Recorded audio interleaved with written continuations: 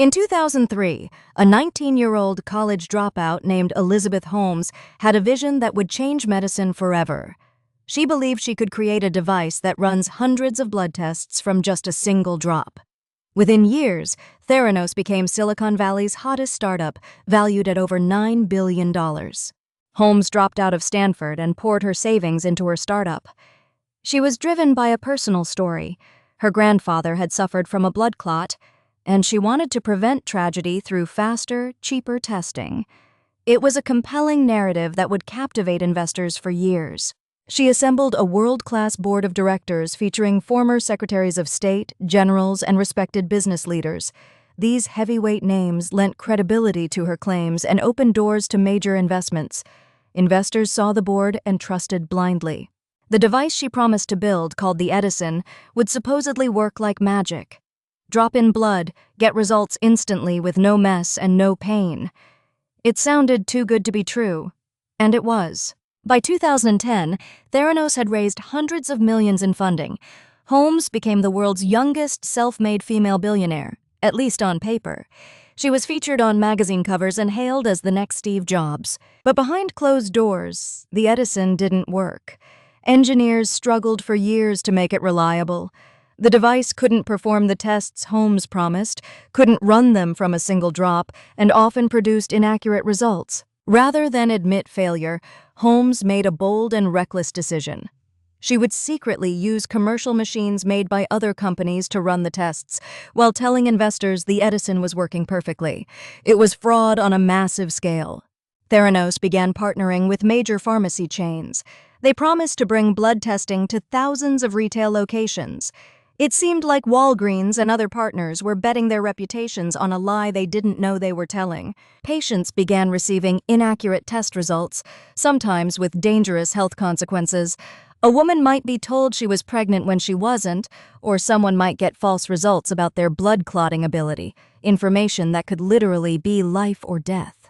In 2015, journalist John Carreyrou began investigating Theranos for the Wall Street Journal. Former employees came forward with stories of the massive deception. They described a culture of secrecy, intimidation, and pressure to stay silent. The article dropped like a bomb in December 2015. It revealed the truth. Theranos had been faking results, misleading investors, and endangering patients. Holmes's empire began to crumble almost overnight. Walgreens and other partners immediately distanced themselves. Regulators launched investigations. Theranos blood testing clinics shut down.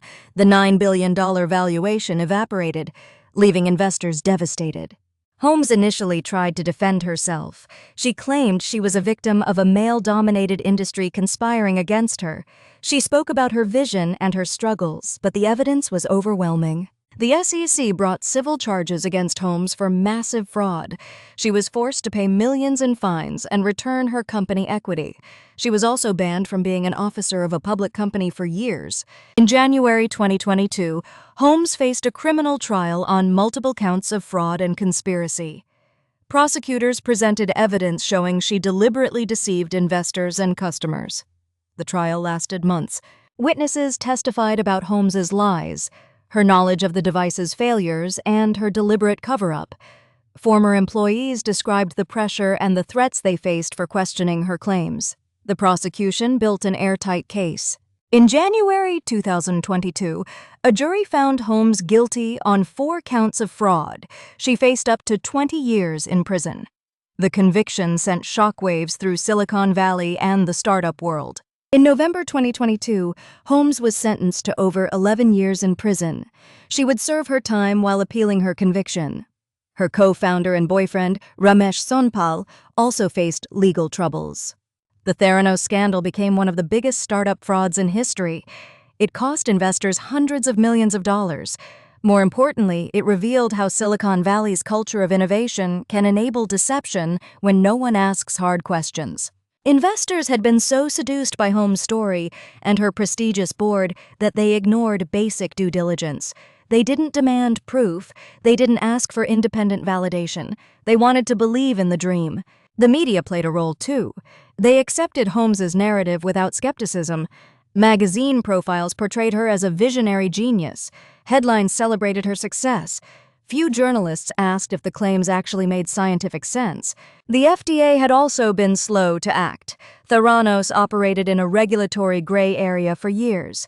The agency eventually discovered the company's violations, but only after the damage was already done to patients and investors. What lessons can we learn from Theranos?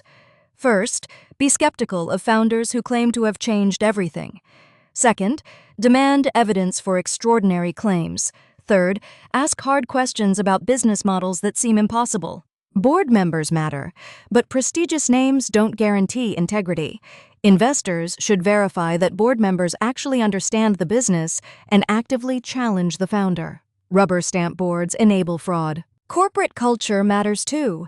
When employees fear retaliation for raising concerns, fraud thrives. Companies that encourage whistleblowing and honest dialogue are far less likely to go catastrophically wrong. Finally, remember that innovation isn't inherently good just because it's new or ambitious. Real progress requires honesty, evidence, and accountability. Elizabeth Holmes's tragedy wasn't just her fall. It was the opportunity cost of believing a lie instead of building something real. The Theranos story reminds us that no one is too brilliant to be questioned, and no idea is too important to be verified. Healthy skepticism, rigorous standards, and accountability aren't obstacles to progress. They're the foundation of real innovation.